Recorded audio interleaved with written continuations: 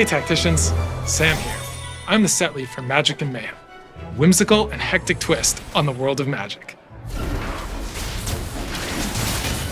In the Magitorium, all types of Magic are welcome, and our champions have harnessed an incredible variety. Now, they're ready to test their magical might on the battlefield, so I hope you are too. In Magic and Mayhem, specialize in whatever form of magic tickles your fancy. We've got fire magic, ice magic, witch magic, you know, all your standard magics. But there's also mayhem, so let's get chaotic. First things first, bees. Honeymancy champions summon tiny, untargetable versions of themselves, swarming their enemies with sheer numbers. The Honeymancy roster may make for a go-to reroll comp, but with the charm-stacking King Beegar as your carry, you'll be a total buzzkill for your lob bees in the late game too. You heard me right, charm stacking, which will make a lot more sense later, I promise. If you've got a sweet tooth, we've got the perfect trait for you. Sugar crafters build a cake filled with power and treats by collecting sugar for each item component your team has. Each layer you bake will power up sugar crafters with saccharin stats.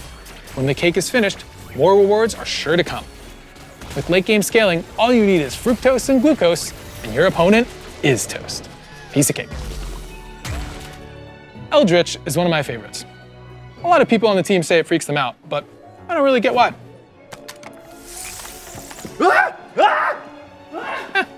Anyway, this trait summons cuddly friends. And if you hit 9 Eldritch, the biggest, cuddliest friend of all comes to scout your board. Briar will make her TFT debut as the 5-cost for Eldritch, and she's hungry as ever for friendship and blood. Satiate her hunger with your player health, and you'll grant her HP. Plus, she'll deal more damage the lower your tactician health is. Win-win. We're also welcoming Smolder to the Convergence for the first time as the 5-cost for our Dragon trait.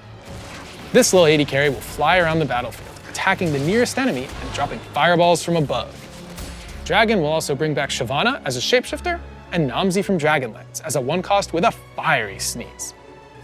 Dragon's attacks and abilities burn and whip, and if you can field all 3 of them, the power of their fiery friendship will upgrade all of their abilities.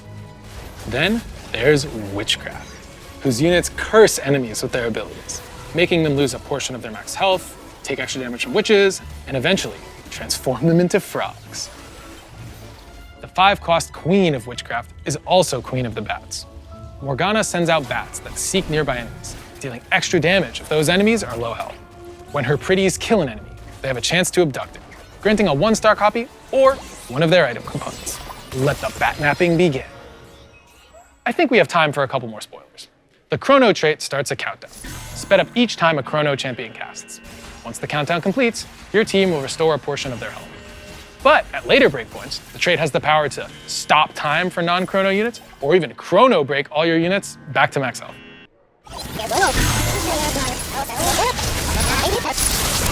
Whoa! I wasn't done here. I haven't even talked about the Chrono units yet.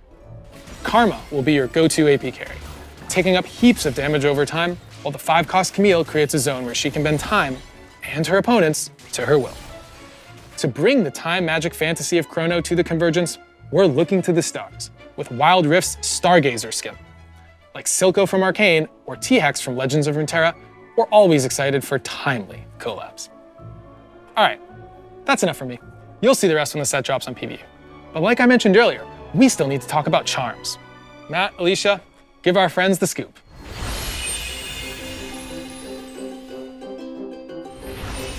Hey Tacticians, I'm Matt Dunn, the game designer behind this set's mechanic, Charms. I'm here with Alicia Loring, who helped us make Charms a reality in-game. Charmed to meet you. I'm Alicia, the UX lead for TFT. Charms are magical abilities that you can purchase from the shop once per round from anywhere from 20-ish gold to completely free. They do a whole host of wild and wacky things, but their power is tied to the cost and the stage to become available. You'll only be able to buy 1 per round, despite seeing multiple if you roll enough, so you'll want to pick the one that's most useful to you at any given moment.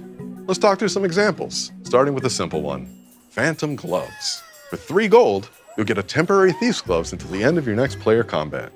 Is it really a Thief's Gloves if you don't get to keep it?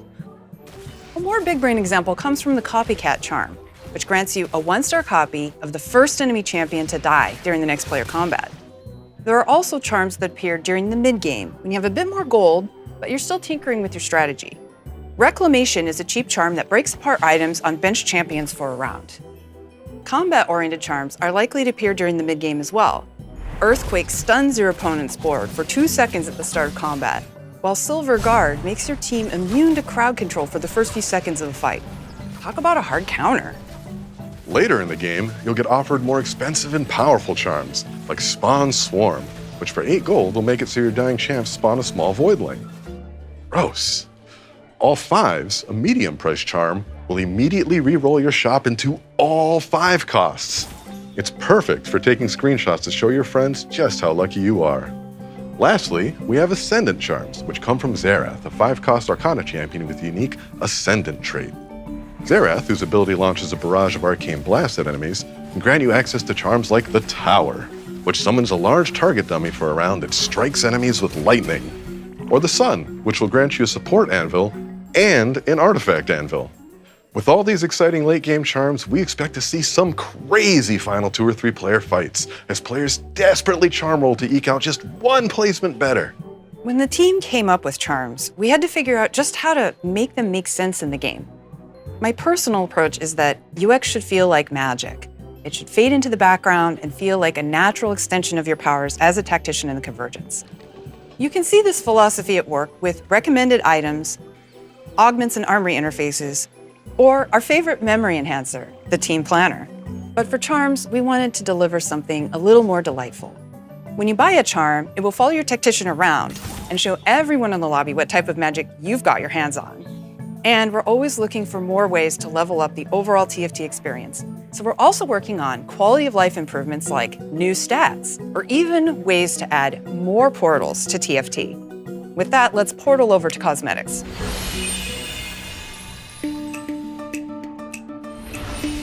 Hi everyone, I'm Theo, producer on TFT's cosmetics team, and we have a ton of new content for Magic and Mayhem to share with you.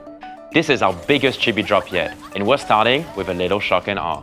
Chibi Misfortune and Chibi Battle Bunny Misfortune hit the Convergence at the start of the set, just a few hours into patch 14.15. Like and subscribe. Looking for something a bit edgier? How about the Shadow Clone Assassin Gone Galactic? Chibi Galaxy Slayer Z brings a finisher that will leave your opponent gray screen alongside an entire planet in the process. Then, in the spirit of buttery, flaky goodness, Prestige Chibi Cafe Cuties Gwen will make her debut. She'll release with a widescreen splash art, a new precedent for our Prestige tier content. She'll also have her own finisher, full of cute poses that will show you just what she's cooking. Spoiler alert, it's you. For those of you who want the full cafe experience, we're eager to serve. Or at least, these hardworking cafe bunnies are. They putter around the arena, serving croissants and sweeping up spills. But if you start sweeping the floor with your opponents, they'll swap their broomsticks for glow sticks and become your own personal cheering squad. Get a win streak going and, well, this happens. Lastly, a collaboration with an NA content creator who you probably know from his bootcamp. If you need another hint, check out this boom. The Bootcamp Boom will be available for all BoxBox Bootcamp and community participants for free during the bootcamp, and will be later added to the rotational shop for everyone to get in on the cubicle cardboard action. That's it for cosmetics for now. There'll be a few more new tacticians, and of course, a new pass, but you'll have to wait till later to check those out. For now, let's see what the rest of the team is cooking up.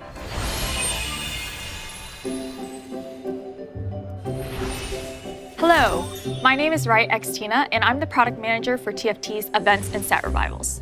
Before I reveal what we have in store for you today, I want to share some insights on our first set revival, Galaxies. Though we've shipped totally new game modes before, we weren't certain that set revivals would resonate with players. I mean, did players really want to get blitz hooked every game again? Obviously not. That's why you have to scout. But you never, ever, ever pivot. Sorry, I got caught up in nostalgia. And so did many of our players.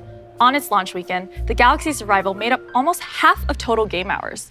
It's no wonder that mech units were 3-starred 2,344,741 times. So, we're reviving another mid-set during Magic and Mayhem. This one will bring back fan favorites like Hellion, Abomination Scion, Vertical Legionnaire, And of course, our first legendary unit that costs 6 player health instead of gold. Yep, I'm talking Teemo. Reckoning Dawn of Heroes was the mid-set for our 5th set. It has a reputation of being one of TFT's biggest comeback stories. The set introduced mechanics that have become core parts of TFT, like radiant items, armories, divine blessing, all of which have inspired various portals, augments, and more. We're adding a few updates, some of which are certain to surprise even our most dedicated Reckoning players. But we're not stopping at in-game updates. We heard that players wanted more, and this time, we'll also be adding progression outside of the game that will be specifically for the revival. The Dawn of Heroes revival will be out for 3 patches, starting patch 14.19, just a few patches into Magic and Mayhem. Okay, I've got to wrap this up, but expect more information after Magic and Mayhem goes live.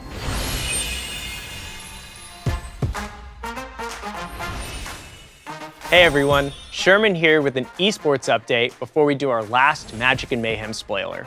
We've just finished our first set with our new competitive model. We're filming this in early May, well ahead of the Inkborn Fables Tacticians Crown. Last year, we brought our first ever TFT Open to Las Vegas. It was a huge opportunity to see the Western TFT community come to life. This year, I'm excited to announce that the next TFT Open is headed to Macau, December 13th through the 15th. Similar to how last year's Open was played on the second patch of Remix Rumble, the Macau Open will be played on our next set when it's still fresh. But don't wait to start prepping. Your ranking for Magic and Mayhem will determine your registration order for the Open. We're doing our snapshot on September 2nd, with ticket sales releasing later that week in a bracketed order based upon your rank. Tacticians Crown participants from Runeterra Reforged through Inkborn Fables will get first dibs. Challenger players will get access a day later, Grandmaster and Masters players the following day, and the remaining competitor tickets plus general admission tickets will be released the day after that. Wow, that was a lot of info, but don't worry. If you need this in writing too, we just published an article with more info on the dates, ticket sales, and format. And for once, I'm not last. Peter, take it away.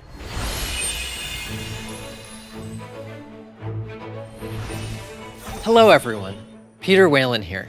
The last time we checked in, Mort and I shared our new 3-set-a-year model.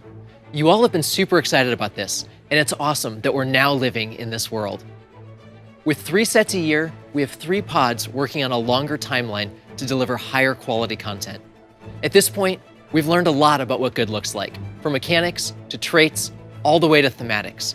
We're committed to investing in the stuff that makes each set feel special, like fun and unique portals, augments, and evergreen systems like items.